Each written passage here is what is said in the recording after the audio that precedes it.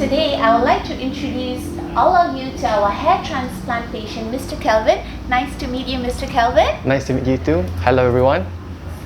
So today, Mr. Kelvin, I would like to know how is your journey at Glojas? How is the experience being at Glojas? If I were to summarize my journey in Glojas, I would say that it is a very pleasant and professional journey. From when you first made your contact with the staff until your post-operation care, it is being well taken care of, so you do not have to worry. Thank you so much. Very kind of you, Mr. Kelvin. I would like to know how is our Datuk, Dr. Jas? How is he towards you?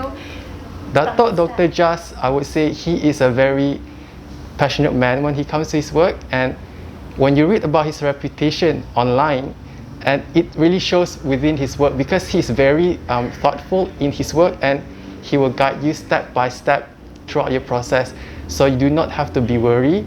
And in my own experience, he also makes sure that I'm calm throughout the whole procedure, and he guides me very well, so you don't have to worry.